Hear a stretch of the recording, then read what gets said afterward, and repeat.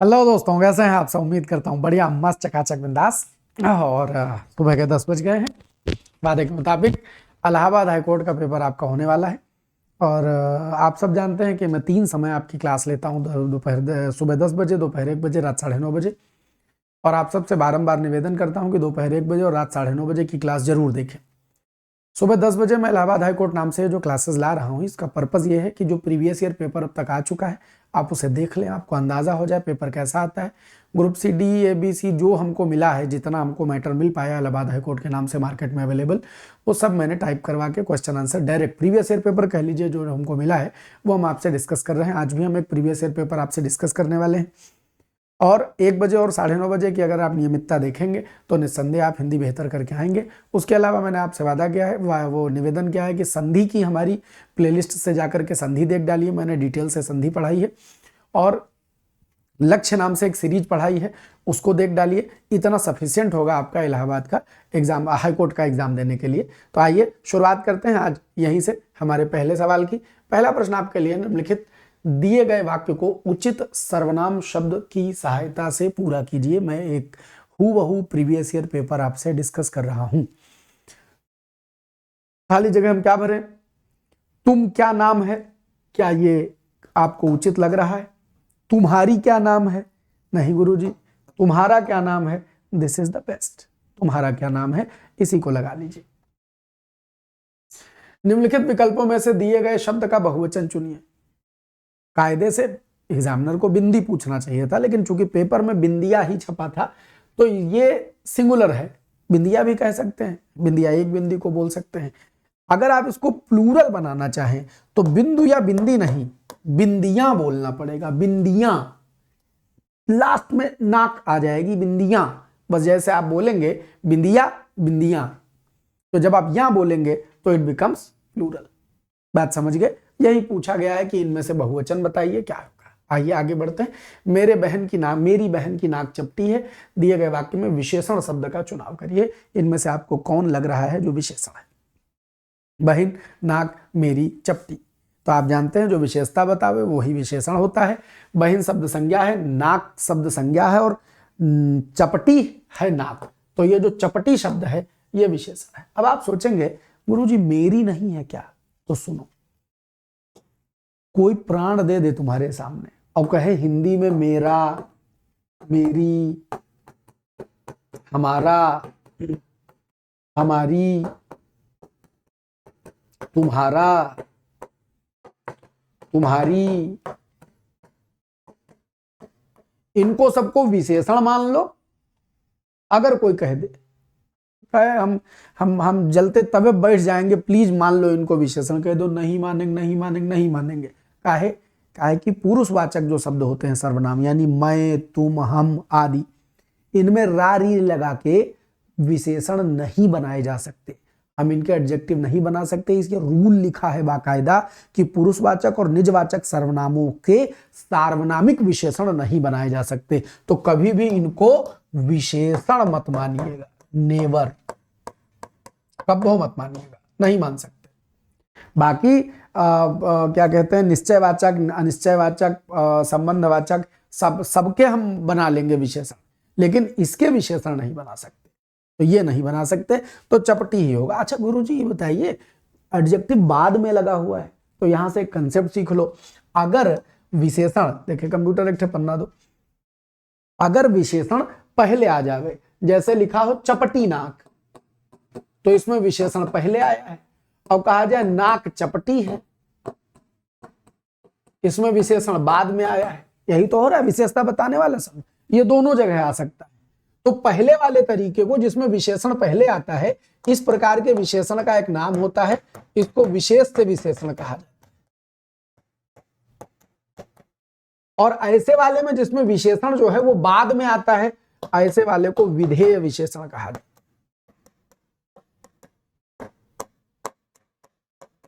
समझ गए? विधेय विशेषण कहा जाता है। बस यही जोड़ा याद रखिएगा। आइए अगले सवाल पर चलते हैं कंप्यूटर जी।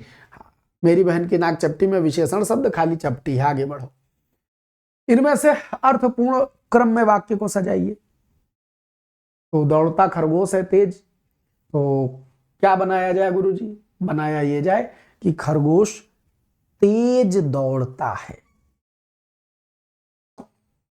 बस यही एक शुद्ध वाक्य है, बाकी सब फर्जी लिखे हुए हैं।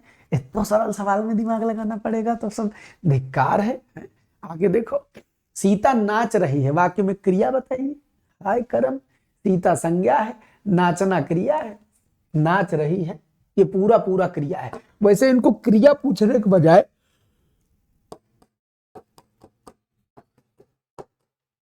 क्रियापद बंध पूछना चाहिए था, क्रिया नहीं पूछना चाहिए था, क्रियापद बंध पूछना चाहिए था। तो क्रियापद बंध है, इसमें क्रिया नहीं है, क्रियापद बंध है। ठीक, बढ़ो। अच्छा, एक एक चीज और कि नाचना शब्द शामिल करना पड़ेगा क्रिया में। है और रही जो है वो सहायक क्रियाओं के रूप में आएंगे, मुख्य क्रिया तो नाचना ही है। अब खाली नाच लिखा होता तो मान लेते, लेकिन अब वो नहीं दिया है तो इस पूरे पदबंध को ही क्रिया माननी पड़ेगी। इन सारे शब्दों को मिलाकर क्रिया माना जाए, इसमें संज्ञा और क्रिया के अलावा कुछ नहीं है। निम्नलिखित विकल्पों में से व्यंजन बताइए। आप जानते हैं वर्णों के दो भेद होते हैं, स्वर होते हैं और व्यंजन होते हैं। उसके अलावा अन्य भेद में अयोगवाह भी आते हैं।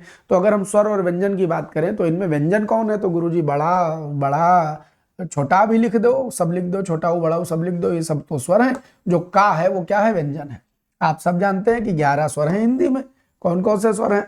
आ ई उ री ए ऐ ओ औ, ये 11 स्वर हैं हिंदी में, और उसके अलावा कोई स्वर नहीं है। आगे बढ़ो। निम्नलिखित विकल्पों में से शब्द का रूप चुनिए, शुद्ध शब्द का शुद्ध रूप चुनिए, शुद्ध रूप। इनमें से कोई शुद्ध रूप आपको दिखाई पड़ रहा हो तो चुन लिया जाए। दिख रहा है गुरु जी? प्रथा साफ साफ दिख रहा है, बाकी जितने लिखे हैं अर्था प्रथा सब गलत है। प्रथा माने परंपरा, कोई जो परंपरागत रूप से बात चली आ रही हो तो उसको कहते हैं ये हमारी प्रथा है। दिए गए शब्द का पर्यायवाची शब्द बताइए। चोटी, चोटी का पर्यायवाची बताइए। तो भैया चोटी का पर्यायवाची क्या है? पुष्कर? नहीं, पुष्कर अनेकार्थी शब्द है। इसका एक अर्थ होता है तालाब और एक अर्थ आकाश भी याद कर लेना। 30 खोपड़ी तो कहते हैं कि ये इस वस्तु का शीर्ष है और या चोटी है। तो चोटी माने सबसे ऊपरी भाग, शीर्ष माने सबसे ऊपरी भाग।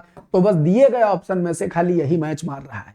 मैदान और कुटी का कोई सेंस नहीं बैठ रहा है तो खाली ये लगा देंगे अपना शीश। चोटी क्या हो जाएगा? दिए गए ऑप्शन में शीश मैच करेगा।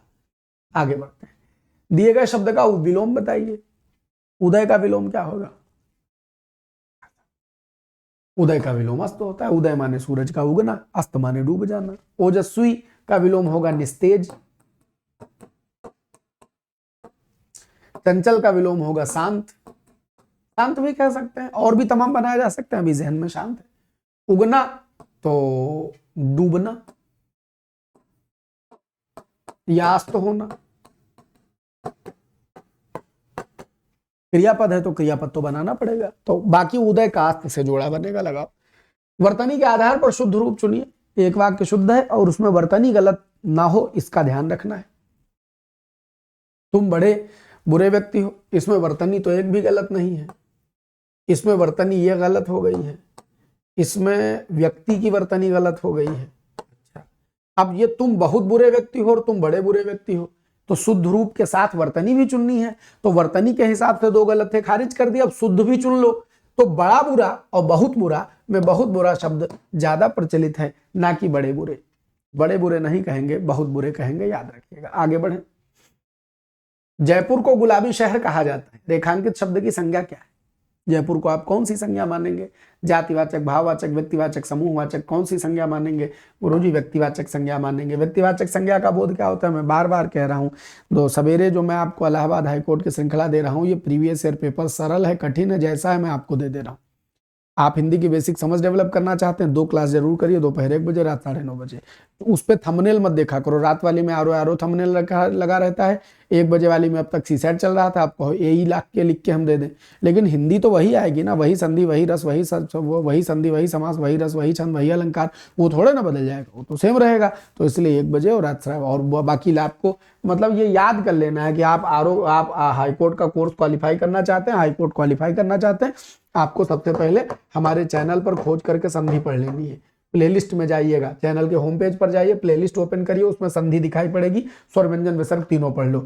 एक है लक्ष्य नाम की सीरीज, जो मैंने पुलिस के लिए पढ़ाई थी, पुलिस एग्जाम के लिए पढ़ाई थी, वो सीरीज आप देख डालिए, उसमें 27-28 लेक्चर हैं, मैंने चैप्टर वाइज पढ़ाया, उससे हो जाएगा। मैं बार बार बता रहा हूँ क्योंकि मुझे मालूम है ये पढ़ लोगे तो बिना 1 रुपया कहीं कोई कोर्स खरीदे हिंदी की जिम्मेदारी तुम्हारी हम ले रहे हैं। कोई ठीक ठाक कोई बहुत गंभीर कोर्स होगा तो हम उसके लिए बैच लॉन्च करते हैं, हमको लगता है पढ़ा, जैसे जीडी वालों को हम कोई कोर्स नहीं लॉन्च करेंगे, तुम हमारी किसी भी एक क्लास को पकड़ लो, ऐसे पढ़ लो, एसएससी जीडी क्वालिफाई हो जाएगा। इलाहाबाद हाईकोर्ट के लिए कोई कोर्स लॉन्च करने की जरूरत नहीं, ये जो बता रहे हैं ऐसे जाकर पढ़ लो ईमानदारी से, पेपर में एक सवाल गलत हो जाए तो कहना। हिंदी गारंटी लेते हम हिंदी वाले, परीक्षा कहीं की हिंदी यहीं की। और उसके अलावा क्या करना है, तो उसके अलावा 1 बजे और रात 9:30 बजे ये पकड़ लो, और बाकी कुछ न करो, बाकी जाओ मैथ पढ़ो, जो आता है आपकी परीक्षा में वो सब पढ़ो। हिंदी की चिंता इतने, इलाहाबाद हाईकोर्ट के लिए मैंने ये लिखा है AHC, इलाहाबाद हाईकोर्ट के लिए ये मैं आपको रामबाण दे रहा हूं, इतने से काम हो जाएगा। इलाहाबाद हाईकोर्ट का आरओ आएगा तो अलग से पढ़ाने का विचार बनेगा, क्योंकि गंभीरता से बात बनेगी। ग्रुप सी और लेवल का जो भी पेपर है उसमें कोई टफ मामला हिंदी का वो बनाते नहीं, इतने से डेफिनेट काम हो जाएगा। आगे बढ़ते हैं। हाँ, तो जयपुर क्या है भाई, जयपुर व्यक्तिवाचक संज्ञा है, जहां से किसी एक शहर का, पर्टिकुलर एक शहर का नाम पता चले, वो व्यक्तिवाचक संज्ञा है। अगर आपको क्या कहते हैं कहा जाए जातिवाचक संज्ञा, तो शहर शब्द लिखाओ, शहर, गांव, मोहल्ला, देश, नदी, पर्वत, ये सब जातिवाचक में आते हैं। प्रेम, घृणा, ये सब भाववाचक में आते हैं। व्यक्तिवाचक इंडो, समूह का मतलब सेना, कक्षा, समूह, सभा, समिति, ये सब समूहवाचक में आते हैं। सब तो बेसिक संज्ञा है, आप जानते हैं। दिए गए व्यक्ति का सही वाक्य का सही काल निर्धारण करिए। पिताजी समाचार सुन रहे हैं, सही काल निर्धारण कीजिए।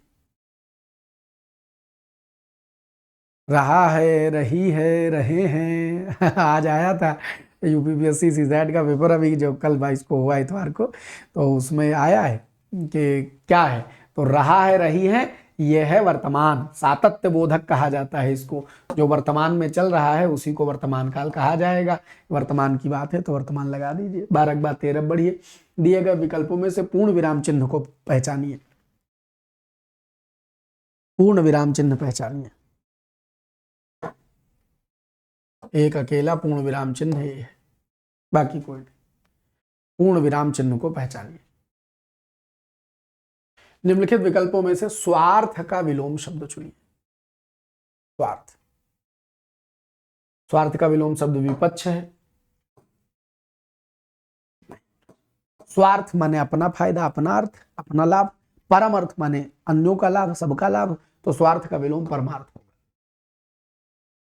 दिए गए विकल्पों में से अरुण शब्द का बड़ा जबरदस्त, मतलब मुझे उम्मीद नहीं था कि high court group C D में इस तरह के सवाल बनेंगे, क्योंकि वो अनेकार्थी अर्थ है। आप तो अंदाजा है आपका, आप लगा देंगे। देखिए अक्षम में होगा नहीं, धरा होगा नहीं, आप जाएंगे फाइनली सूर्य पर, लेकिन सूर्य का ये डायरेक्ट पर्यायवाची नहीं होता, सूर्य का इनडायरेक्ट पर्यायवाची होता है। अरुण शब्द का बेसिक मतलब होता है लाल रंग, और अरुण कहते हैं सूर्य के सारथी को। जो सूरज उगने से पहले जो रेडनेस होती है, सूरज उगने से पहले जो रेडनेस होती है, लालपन होता है, उसको अरुण कहा जाता है। वो कहते हैं वो सूर्य के सारथी, तो सूर्य के सारथी का नाम अरुण है। अब चूंकि वह सूर्य का ही आरंभिक रूप है, इसीलिए अनेकार्थी सेंस में अरुण माने सूर्य भी मान लिया जाता है, मान लिया। अब दिएगा ऑप्शन में अनेकार्थी से पर्यायवाची पूछ लिया तो हम क्या करें, आपको सूर्य ही लगाना पड़ेगा, और कोई मैच मारेगा नहीं, तो ये लगा दीजिए। ठीक, उचित संधि विच्छेद का चुनाव कीजिए। विधन्यालय, विद्यालय, बच्चों को ही बता देगा विद्यालय, विद्यालय, विद्यालय नहीं विद्यालय, दीर्घ संधि हो जाएगी। दिए गए विकल्पों में से सप्ताह में होने वाले के लिए एक शब्द का चयन कीजिए। एक शब्द का, जो लाइव पढ़ रहे हैं उनको बता दे कि यह क्लास आज प्रीमियर मोड में चल रही है। लाइव मतलब रिकॉर्ड किया है हमने आपके लिए पहले से। दिए गए विकल्पों में से सप्ताह में होने वाले के लिए एक शब्द का चयन कीजिए। तो जो सप्ताह में होता है एक बार को साप्ताहिक कहते हैं। साप्ताहिक, सप्ताह में एक बार तो साप्ताहिक। आगे बढ़े, निम्नलिखित में से शुद्ध वाक्य का चयन कीजिए। चूज द राइट, शुद्ध वाक्य का चयन कीजिए। मैं पुस्तक हूं पढ़ता, मैं पुस्तक पढ़ता हूं, हाय करम, ये भी बताने को दिन आएगा? इतना सरल सवाल। मैं पुस्तक पढ़ता हूं, ठीक करिए, आगे बढ़िए। 19 नंबर पर बढ़िए, निम्नलिखित विकल्पों में से व्यंजन का चुनाव कीजिए। वही स्वर व्यंजन दोबारा बताना है, जो पहले छोटा बड़ा टाइप बताना था। तो भैया व्यंजन व्यंजन खाली चा और झा है, बाकी तो सब स्वर है। ये भी कोई सवाल है? आगे बढ़ो। निम्नलिखित वाक्य में कौन सा काल है? राम का विद्यालय कल बंद रहेगा। काल कौन सा है? राम का विद्यालय कल बंद रहेगा। तो कल बंद रहेगा, आज से तो कोई मतलब ही नहीं, आने वाली बात की जा रही है। और जब आने वाली बात की जा रही है तो भविष्य के अलावा क्या लगाओगे? कुछ और लगा सकते हो क्या? नहीं लगा सकते, पाप लगेगा। 20 के बाद 21 पर बढ़ते हैं। निम्नलिखित वाक्य में विशेषण शब्द बताइए। वह एक अच्छा आदमी है। वैसे इसमें दो विशेषण उपयोग किए गए, एक भी प्रयोग किया गया है, अच्छा भी प्रयोग किया गया है।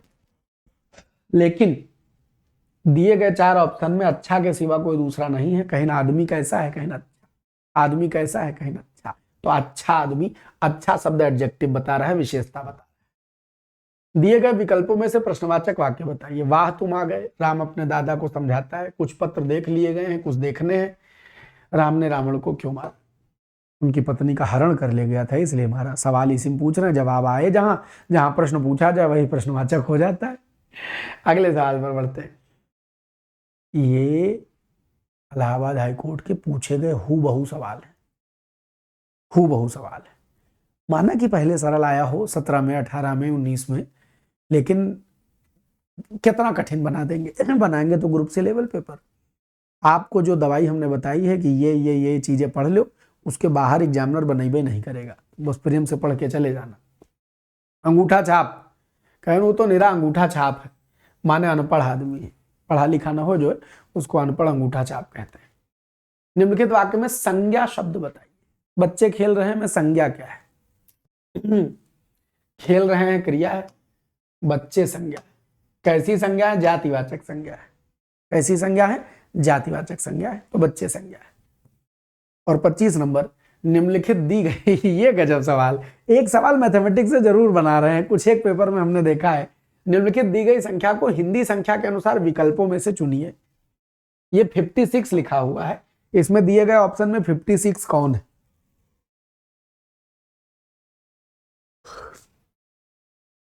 तो यार हम जानी थे कि यही 5 और 6 56 है। अच्छा, आपको ये समस्या खत्म कर देते हैं। पूरी हिंदी गिनती हमसे सीख लो और एक नई मजेदार बात सीख लो। देखो, ये है 1 2 3 4 5 6 7 8 9 10। हिंदी में ये देवनागरी अंक है 1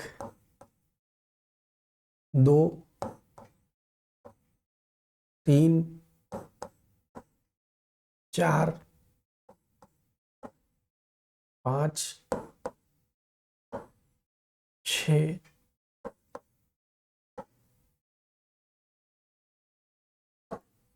7 8 9 10 ये होते हैं। 1 2 3 4 5 6 7 8 9 10, ये आपको याद रखना है। और मजे की बात है, हम उर्दू बताए दें तुमको। 1 2 3 4 5 6 7 8 9